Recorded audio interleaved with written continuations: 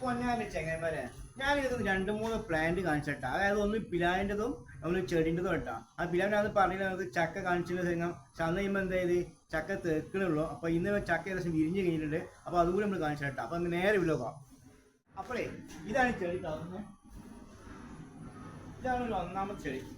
ഒന്ന് ചെടിക്കാട്ടില്ല. ഇത് കണ്ടില്ല, ഇത് ഞാൻ ഇതുപോലെ ദിവസം വിരുന്ന് പോയപ്പോൾ ആ വീട്ടിൽ കണ്ടപ്പോൾ വണ്ടി പാർക്ക് ചെയ്തപ്പോൾ എനിക്ക് തോന്നി ഇത് നല്ലൊരു വെറൈറ്റി ആണുള്ളത്. അപ്പോൾ ഞാൻ എടുത്ത് കൊടുക്കുന്ന കേട്ടോ.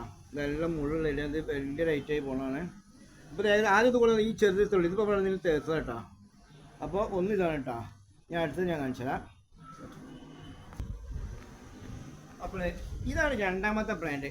ഇത് കണ്ടില്ലേ, ഇതിന് നമുക്ക് കൈ കൊണ്ട് തൊടാൻ പറ്റും. തൊട്ട് കഴിഞ്ഞാൽ ഇതിൻ്റെ മുള്ള് കണ്ടത് കൊക്കമായിട്ടാണ്. ഇത് കൈ ഇട്ട് കഴിഞ്ഞാൽ അത് കൊടുക്കും. ഇനി ഇത് ചട്ടി ഫുള്ളായി നിറഞ്ഞു വെക്കും കേട്ടോ. അപ്പോൾ ഇതാണ് രണ്ടാമത്തെ പ്ലാൻ കേട്ടോ. ഇനി നമുക്ക് മൂന്നാമത്തെ പ്ലാൻ ഞാൻ പറഞ്ഞില്ല, ചക്ക കായ്ച്ചത് എങ്ങനെയാണെന്ന് അതുകൂടെ പോകുമ്പോൾ നല്ല കൂളിങ് കേട്ടോ. കാരണം ഫുള്ളും മരങ്ങളൊക്കെ വെച്ചിട്ട് ഇതൊരു ചിക്കുവിൻ്റെ മരം കേട്ടോ.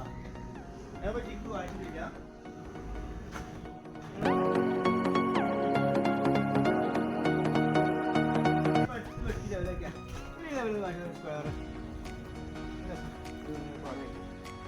അടുത്ത് കെട്ടിയത്.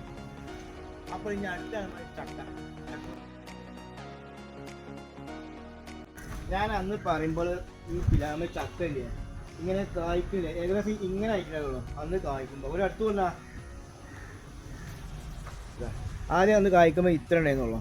ഇപ്പം നമ്മൾ ഏകദേശം ചക്ക എല്ലാത്തിനും കായ്ച്ചല്ല. നിലത്തുനിന്ന് ഇവിടെ ഉള്ളൂ. ഇങ്ങനെ കുമ്പിട്ട് നമുക്ക് കിട്ടും എല്ലാത്തിനും ചക്ക കായ്ച്ചു.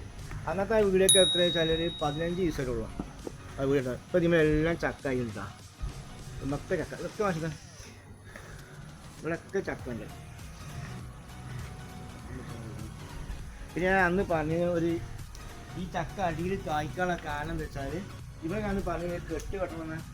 ആ കെട്ട് അവിടെ ഉണ്ട്. കെട്ടാൻ മിനിറ്റ് കാണിച്ചോട്ടെ.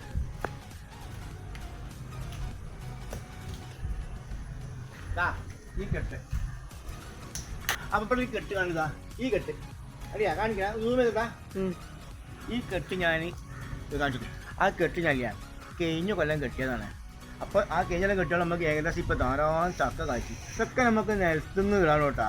ഇപ്പം ഞാൻ അന്ന് വീട്ടിൽ ഏകദേശം ഒരു 15 ദിവസം ആയിട്ടുള്ളൂ. അപ്പോൾ ചക്ക എല്ലാം വിരിഞ്ഞ് കഴിഞ്ഞു. ഇനി ഇതുപോലത്തെ ഇതിമത്തിൻ്റെ വീട് എന്ത് ചെയ്യും, ഞാനൊരു മാസം കിട്ടില്ല. അപ്പം നമുക്ക് ഏകദേശം ചക്ക ചക്കൻ്റെ വലുതാവും.